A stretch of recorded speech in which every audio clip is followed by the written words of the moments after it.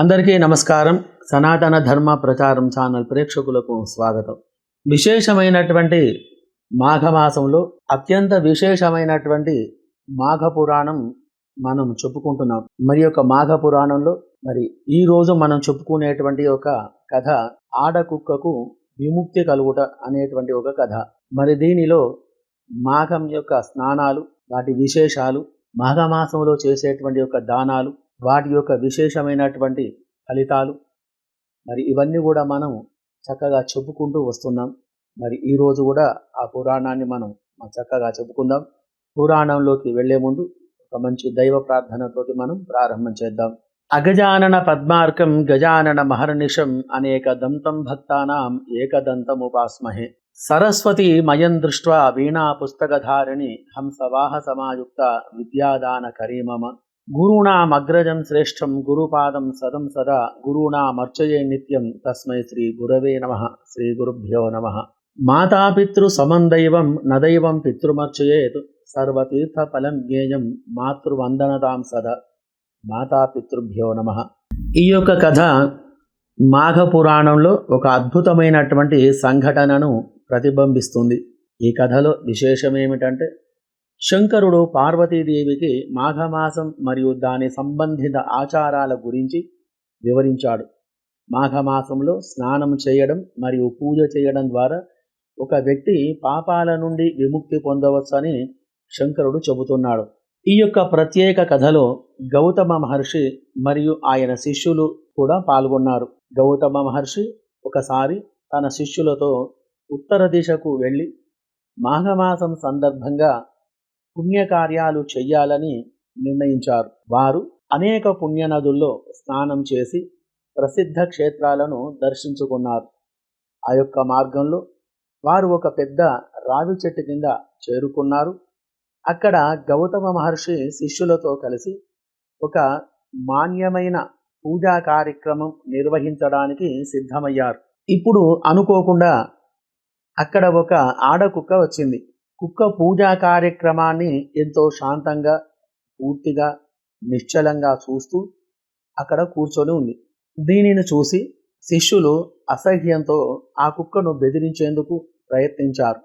కానీ ఆ కుక్క అక్కడి నుంచి లేచి తిరిగి కొంత గమనించిన తర్వాత అది శాంతంగా తిరిగి రావి చెట్టు దగ్గర కూర్చోవడానికి ప్రయత్నించింది.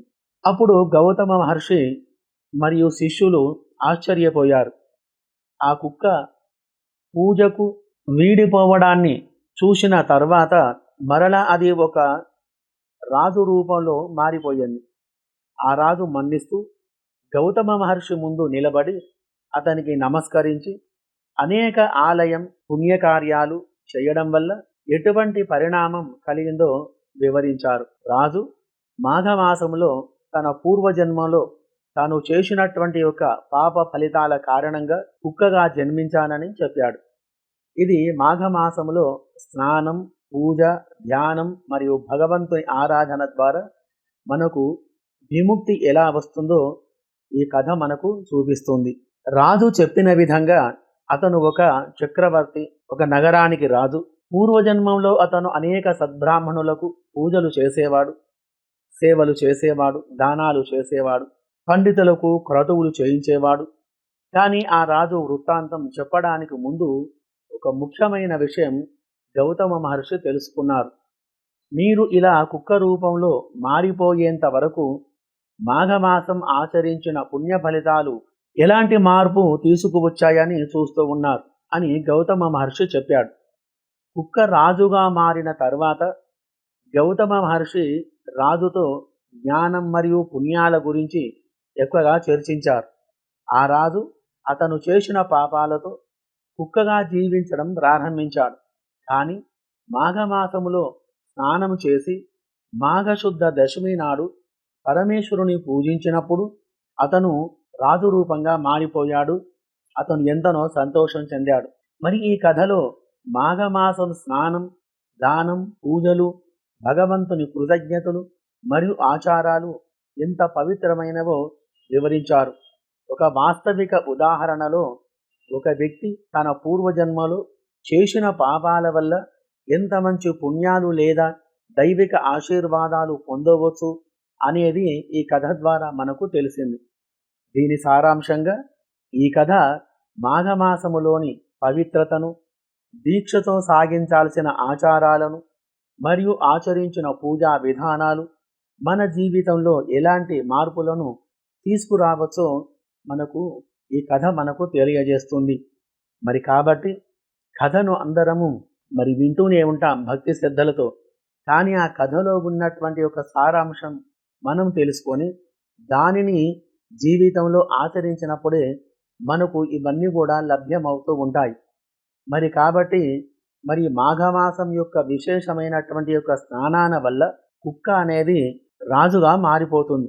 పూర్వజన్మ శాపం వల్ల కుక్కగా జన్మించడం, ఆ యొక్క శాప విమోచనం కాగానే మాఘమాసం యొక్క స్నాన ఫలితం చేత పూర్వజన్మం అంటే మళ్ళీ రాజు జన్మ అనేది ఎత్తుతుంది. కాబట్టి ఎటువంటి పాపాలనైనా తీర్చేటువంటి యొక్క ఏదైనా ఉంది అంటే గనక అది మాఘమాసంలో స్నానం యొక్క ఫలితమని మనం చెప్పుకోవాలి. ఇటువంటి యొక్క మాఘమాసంలో అత్యంత పుణ్యప్రదమైనటువంటి రోజు అనేది ఏది ఉండదు. నెల రోజులు కూడా పుణ్యప్రదాలే. కావున నెల రోజులైనా యొక్క స్నాన ఫలితాలు ప్రతిరోజు ఉండవా? ప్రతిరోజు మనం చేస్తూనే ఉన్నాము ఈ స్నానాలు అనేటివి కూడా. ఎక్కడి నుంచో గంగాజలం కూడా తెచ్చుకొని మనం రోజు దాంట్లో కలుపుకొని చేస్తున్నాం. అవి విశేషమైనటువంటి ఫలితాలను ఇవ్వవా అనేటువంటి ప్రశ్న మన మనసులో మెదలొచ్చు. కానీ విశేషంగా మాసాలలో మాఘమాసం అనేది ఉత్తమమైనటువంటిది. ఈ నెల పరమశివునికి మరియు విష్ణుమూర్తికి అత్యంత ఇష్టమైనటువంటి యొక్క మాసం. కాబట్టి ఈ యొక్క మాసాలలో ఆ యొక్క విష్ణుమూర్తి తన పరివారముతోటి, పరమేశ్వరుడు తన పరివారముతోటి ఈ యొక్క గంగా జలాలలో, ఆ యొక్క నదీ ప్రాంతాలలో ఎప్పుడో ఒకసారి విహరిస్తూ ఉంటారు. ఇక్కడ ఉండేటువంటి ఒక వనాలలో కూర్చొని సేదదీరి ఆహ్లాదంగా ఆనందంగా గడిపి వెళుతుంటారు అనేది శాస్త్రం యొక్క ప్రతీతి. కాబట్టి విశేషంగా ఈ నెల ఉత్తమమైనది అని చెప్పబడింది. కాబట్టి నెల రోజులలో ఎప్పుడైనా సరే అమావాస్య అయినా పర్వాలేదు, పౌర్ణమి, ఏకాదశి, అష్టమి, నవమి తిథులు ఏవైనా పర్వాలేదు, ఎక్కడైనా కానీ నదీ జలాలు ఉంటే సముద్రానికే వెళ్ళవలసినటువంటి ఒక పని లేదు. మన వీలును బట్టి ఎక్కడైనా కానీ ఏదైతే నది పారుతుందో ఆ యొక్క నదులలో విశేషమైనటువంటి యొక్క శక్తి అనేది నిండి ఉంటుంది. ఎప్పుడైతే ఆ యొక్క నదిలో దిగి ఆ ఏరులోకి దిగి దానికి ఎదురుగా నిలబడి, ఆ పారే నీటికి ఎదురుగా నిలబడి, మోకాళ్ళ లోతుగా నిలబడి ఎవరైతే స్నానం అనేది చేస్తారో ఆ యొక్క నీటి ప్రవాహమైనటువంటి శక్తి చేత శరీరంలో ఉన్నటువంటి ఒక ధాతువులు ఏవైతే ఉన్నాయో, రక్తము, మాంసము ఏదైతే ఉన్నాయో అవన్నీ కూడా ప్రేరేపితమై జఠరాగ్ని కానీ, లేకుంటే కటిస్థలాలు కానీ, ఊరువులు కానీ, పాదాలు, శరీరం, రక్తము ఇటువంటి ఏవైనా సరే శరీరంలో ఉన్నటువంటి యొక్క భాగాలన్నీ కూడా ఉత్తేజమై మన శరీరాన్ని చక్కగా ఆరోగ్యంగా ఉంచేటట్టుగా ఈ యొక్క స్నానం అనేది చేస్తుంది. కాబట్టి దీని గురించి మనం ఆ యొక్క నదీ జలాలకు వెళ్ళేటువంటి యొక్క పద్ధతి ఉంది. కావున ఇటువంటి యొక్క పుణ్యక్షేత్రములు స్నానము చేసి శివుని మనసారా ధ్యానించి, పరమేశ్వరుని విష్ణుమూర్తిని కూడా ఆరాధించి, అక్కడ ఉన్నటువంటి దేవాలయంలో కానీ, వీధి లేకుంటే మీ ఇంట్లో కానీ ఆవు నెయ్యితో దీపారాధన చేసి చక్కగా ఆ యొక్క పరమేశ్వరుని, శివకేశ్వరుని మనం కొలుచుకున్నట్టయితే మన యొక్క జన్మ అనేది ధన్యమవుతుంది. మాఘస్నానం యొక్క ఫలితం అనేది మనకు దక్కుతుంది. కాబట్టి ఇంతటి విశేషమైనటువంటి ఈ యొక్క మాఘమాసంలో ప్రతి ఒక్కరు కూడా ప్రాతకాలాన్ని లేచి స్నానము చేసి చక్కగా ఇంట్లో స్నానము చేస్తే ఎటువంటి నియమాలండి, మేము వెళ్ళలేము నదులకు అనేటువంటి వారు ఇంట్లోనే 2 బిల్వ దళాలు, 2 తులసి దళాలు ఆ యొక్క నీళ్ళల్లో వేసుకొని శివకేశవులను స్మరించి గంగాజై నమః అనేటువంటి యొక్క మంత్రాన్ని 3 సార్లు స్మరణ చేసి ఈ యొక్క శ్లోకాన్ని కూడా వినవచ్చు. గంగే చ యమునే కృష్ణే గోదావరి సరస్వతి నర్మదా సింధు కావేరి జలేస్మిన్ సన్నిధిం కురు. ఈ యొక్క మంత్రం విశేషం ఏమిటంటే ప్రతి ఒక్క నది యొక్క పేర్లు దీంట్లో ఉన్నాయి. అటువంటి నదులు అన్నీ కూడా ఈ నీళ్ళల్లో ప్రవహించాలి, ఈ నీళ్ళల్లో కలిసి ఆ యొక్క జలం యొక్క విశేషం నాకు కలిగించాలని మనసులో కోరుకుంటూ ఈ యొక్క శ్లోకాన్ని చదువుకొని స్నానం చేసినట్టయితే తప్పకుండా మనకు మంచి ఫలితాలు అనేటివి కలుగుతాయి. ఇహలోక పరలోకమందు సకల సుఖాలు అనేటివి మనకు కలుగుతాయి. కాబట్టి మరి మాఘ స్నానం యొక్క విశేషాన్ని మీరు విని ఇంకొకరు కూడా చెప్పి మరి ఇటువంటి యొక్క మహాపుణ్యకరమైనటువంటి యొక్క పురాణ కథను అందరికీ చెప్పి జన్మ ధన్యం చేసుకోండి. మరొక విశేషమైనటువంటి మాఘమాసం యొక్క మాఘ పురాణము కథను వచ్చేటువంటి వీడియోలో మనం తెలుసుకుందాం. శుభం భూయాత్.